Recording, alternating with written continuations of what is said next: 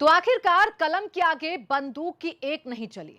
आखिरकार सच के सिपाहियों से हार गई बंदूक और फिर सामने आई खाकी की तानाशाही और प्रशासन की नाकामी। सामने आए वो सच जिसने प्रशासन की पोल खोल कर रख दी। हाथरस में जो हुआ वो बेहद ही शर्मनाक है, जिसकी जितनी भी भर्त्सना की जाए वो कम है। लेकिन इन सब के बीच है हाथरस में हैवानियत के खेल की इनसाइड स्टोरी, जो बताती है कि कैसे हमें इंसाफ दिलाने वाला कानून हमारे साथ खेलता है। कुछ लोगों की वजह से न्याय की देवी पर सवाल खड़े होते हैं पूरी व्यवस्था पर। तो बिना देर किए आप भी देखिए हाथरस में प्रशासन की नाकामी के झूठ का पुलिंदा। जाने दीजिए ना। अरे अहिंसा की बात कर रही है। हमको मना किया गया, यहाँ से कोई नहीं जाएगा। चलते रहिए।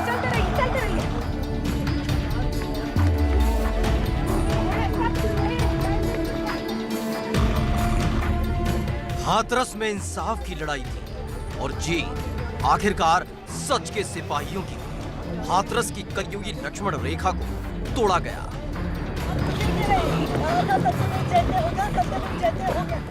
और हाथरस में हैवानियत का शिकार हुई बेटे के घर के दरवाजे तक पहुंचे सच के सिपाही। हाथरस में सच के सिपाहियों की हुई जीत।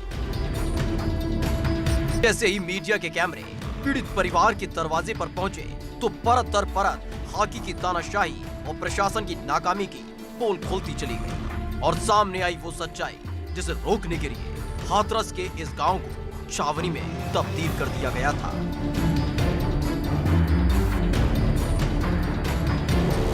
खाकी की तानाशाही की खुल गई पोल। प्रशासन की नाकामी का सच हुआ उजागर। हाथरस में खाकी की तानाशाही पूरे देश ने देखी, प्रशासन की नाकामी पूरे देश ने देखी और देखा कैसे सच को छिपाने के लिए हिटलर की फौज ने पूरे गांव को घेर रखा था। लेकिन अब सब कुछ साफ है, हर सच से पर्दा उठ चुका है। अंदर का घुसने की इजाजत और जाने नहीं दिया जा रहा है। इस करके देखिए लगातार कहीं ना कहीं जबरदस्ती करने की कोशिश की जा रही है। आप बताइए क्यों नहीं आप हमें जाने देंगे, बताइए। और जैसा आप लोगों से नम्र निवेदन किया जा रहा है कि एसआईटी टीम अंदर है, उसकी जांच चल रही है। कल सुबह से ही वो जांच चल रही है और जांच किसी तरीके से प्रभावित ना हो, इसीलिए दिशा निर्देश हैं कि अभी किसी को भी अलाउड नहीं है। इवन जो गवर्नमेंट ऑफिसर्स हैं जिनकी ड्यूटी नहीं है उनको भी अलाउड नहीं किया जाए। अब हम आपको सिलसिलेवार तरीके से पीड़ितों की जुबानी बताएंगे हाथरस की हैवानियत की इनसाइड स्टोरी। पुलिस और प्रशासन के हर झूठ से पर्दा उठाएंगे, लेकिन सबसे पहले जानिए प्रशासन के वो झूठ जो मीडिया से छिपाने के लिए कहे गए थे। पिछले 2 दिन से जैसा हम आप लोगों से नम्र निवेदन कर रहे थे, क्योंकि एसआईटी की यहाँ पे निष्पक्ष जांच चल रही थी और जो परिवार हैं या जिनसे भी एसआईटी को उचित लगा उनके बयान इत्यादि साक्ष्य वगैरह पे कार्रवाई हो रही थी और किसी तरह का उसमें कोई इंटरफेरेंस ना हो, उसमें कोई हस्तक्षेप ना पड़ पाए और जांच निष्पक्ष रूप से हो, इस वजह से पिछले 2 दिन से सभी की अंदर आने की एंट्री पे रोक लगा दी गई थी, जिसमें मीडिया को भी बंधुओं पर भी रोक थी। अब चूंकि वो प्रोसेस कंप्लीट हो गई है या पार्शियली कंप्लीट हो गई है, तो आज सुबह से मीडिया के ऊपर किसी तरह की रोक नहीं है। सभी लोगों को हटा लिया गया है पुलिस प्रशासन द्वारा। आप फ्री हैं, आप गांव में जा सकते हैं, जिसको आपको इंटरव्यू करना आप इंटरव्यू कर सकते हैं, जिसको आपको अपनी कवरेज के लिए जो भी आपको उचित लगता है आप फ्रीली कर सकते हैं, कोई इशू नहीं।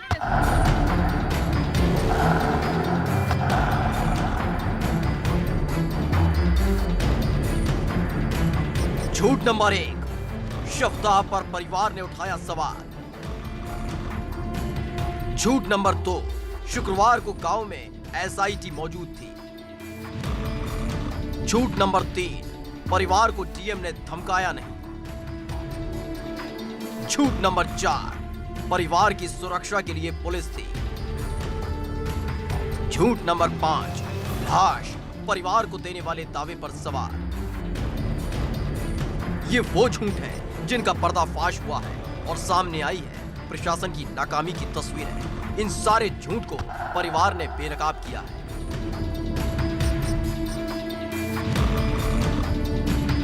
हम जब तक संतुष्ट नहीं होंगे, इन लोगों ने ऐसे मतलब बुरी तरह से इस बॉडी को जला दिया, हमें किस तरीके से भरोसा करें ये दीदी की बॉडी थी, किसकी थी। हमें पहले इन सब बातों का जवाब चाहिए, तब हम अपनी संतुष्टि बताएंगे, तब हम जांच को आगे बढ़ने देंगे ना। अब सवाल ये है कि अब क्या कि ये एक बात ये बताइए कि जिस तरीके से आपसे मोबाइल भी छीन लिया गया था, मोबाइल बंद करवा दिए थे। जो एडीएम साहब हैं उन्होंने साफ साफ बोला था कि यहाँ पे कोई वीडियो लीक कर रहा है, बार बार बना रहा है। और मैंने अपने कानों से सुना था कि कुछ लोग बोल रहे थे पुलिस वाले कि ऐसा करो कि वहीं दिल्ली में ही कहीं जगह देख लो, वहीं उसकी बॉडी लगा दो, गांव में मत लेके आओ, क्योंकि यहाँ पे बहुत उदमबाजी हो जाएगा, बहुत कुछ हो जाएगा, जनता संभलेगी नहीं। तो उसके बाद में देखो भाई और पिताजी मेन गेट पे खड़े रहे, इंतजार ही करते रहे, पीछे गेट से बॉडी निकाल के गुमराह कर दिया। सुना आपने, पीड़िता के भाई और मां का सीधा सीधा आरोप है कि उन्हें नहीं पता कि किस लाश को जलाया गया। पीड़ितों के मुताबिक लाश को दिल्ली में ही जलाने की तैयारी थी। मीडिया को रोकने के दौरान पुलिस कर्मियों और प्रशासन की तरफ से एसआईटी के गांव में होने की बात कही गई थी, लेकिन जब पीड़ित परिवार से बात की गई तो सच कुछ और ही निकला। पता चला एसआईटी का नाम लेकर मीडिया को गुमराह किया जा रहा था। यहाँ पे जो डीएम साहब आए हुए थे, वो डीएम साहब मैं बता दूं जब आए थे, जब एसआईटी की टीम यहाँ से जा चुकी थी, तो उन्होंने आके सीधे सीधे बोला हमें कि ऐसे मतलब बर्ताव मत कीजिए, ऐसे बयान मत पलटिए। तो पापा जी सही बोल रहे थे एक तरीके से। उन्होंने कभी किसी पुलिसकर्मी, किसी भी बड़े अधिकारी का सामना नहीं किया जिसे वो उनका सामना कर पाते। उन्हें वहाँ पे बिठा लिया गया, उनसे साइन करवा लिए गए, योगी आदित्यनाथ जी से वीडियो कॉन्फ्रेंस करवा दिया गया। उनके मोबाइल हमें लाके दे दो ऐसा बोल के गए थे वहाँ पे, यहाँ बाहर जा खड़े होके, और यहाँ काफ़ी पुलिस तैनात थी। कल कोई एसआईटी टीम नहीं है। एसआईटी टीम सिर्फ 2 दिन तक आई है बस। सुना आपने, परिवार का साफ कहना है शुक्रवार के दिन गांव में एसआईटी मौजूद ही नहीं थी। डीएम के आने से पहले ही एसआईटी जा चुकी थी। अब सवाल उठता है कि क्यों एसआईटी का बहाना बनाकर मीडिया को रोका गया। अब बात उस सवाल की जिसमें कहा गया था कि पीड़ितों को पुलिस सुरक्षा में रखा गया, उन पर किसी तरह का कोई दबाव नहीं बनाया गया या फिर धमकाया नहीं गया। इस पूरे मामले पर पीड़ित परिवार का क्या कहना है, इसे भी सुनिए। तो वो मतलब बहुत ही ज़्यादा सीधे साधे हैं, उनसे ये सब दबाव में ही करवाया गया। ये सारी चीजें जबरदस्ती की गई, जो साइन कराया गया है वो जबरदस्ती कराए गए? जबरदस्ती नहीं बोल सकता, मगर दबाव काफ़ी बनाया। उनसे बोला कि घर जाके आप मीडिया वालों से हाथ जोड़ के बोल देना कि आप लोगों ने हमारा बहुत साथ दिया, अब यहाँ से चले जाएं। मैं बता दूं कल दोपहर से पुलिस वाले यहाँ पे नहीं आ रहे हैं। हमारी मम्मी हैं, बुआ जी ने हाथ जोड़ के उन्हें बोला आप लोगों को अगर हमारी सिक्योरिटी देखनी है, हमारी सिक्योरिटी की चिंता है तो बाहर से करिए, ना कि हमारे आंगन में घुस के घर में घुस के आप ऐसे घूम रहे हो, हमें खाने पीने दीजिए, रोटी खाना बनाने दीजिए। इस तरीके से मतलब सही नहीं लगता। जब काफ़ी भीड़ घर में घुसी हो, खाना पीना बनाना हो, तो ये सब ठीक नहीं होता ना। पेट्रोल छिड़क के जला दी गई है। इन सब सवालों के जब तक जवाब नहीं मिलेंगे, हमारी कोई मांग नहीं है। जो इन सवालों के जवाब दे देगा। पुलिस वाले जबरन घर में घुसे थे, दबाव बनाकर कागजों पर साइन लिए गए थे, मीडिया के सामने कुछ भी न बताने की धमकी भी दी गई थी। प्रशासन के एक और झूठ को परिवार ने बेनकाब कर दिया।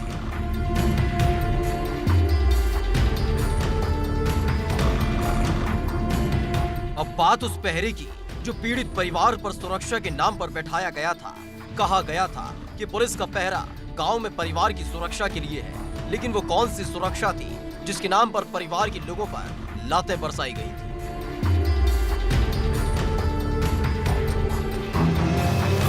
ऐसे लेके गए कि पहले तो इन्होंने सीधी गाड़ी शमशान में आधी रास्ता में पहुंचा दी थी। तो यहाँ पे जब खबर मिली हम लोगों को तो सारी लेडीजें भागी, सारे जेंट्स भागे वहाँ से गाड़ी रोको 2-2:30 बजे टाइम नहीं होता है ऐसे। तो हम लोग वहाँ पे जब पहुँचे हैं तो गाड़ी आगे से घेर ली हम लोगों ने। वहाँ पीटा पाटी करते रहे कि कम से कम उनके साथ मारपीट बहुत की। अरे वो तो चली गई, उनको ऐसे उठा के 3-3 लेडीज पुलिस लगी, 3-3 एक औरत में ऐसे उठा के फेंका खेतों में, कांटों में उठा के फेंका। किसी की चूड़ी टूट की घुस गई, हाथ में खून निकल आया। किसी का कुछ हुआ। अधिकारी वो गाड़ी के सामने लेट गए, पुलिस वाले ने उनके सीना में ही लात मारी बहुत तेजी से।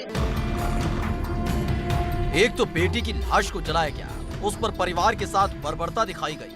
यही हकीकत है हाथरस की उस काली रात की, जिसमें हैवानियत की हर हद को पार किया गया था। अब बात उस बात की जो लाश को सौंपने के लिए कही गई है, जिसमें एक बार फिर प्रशासन का बेरहम चेहरा सामने आया।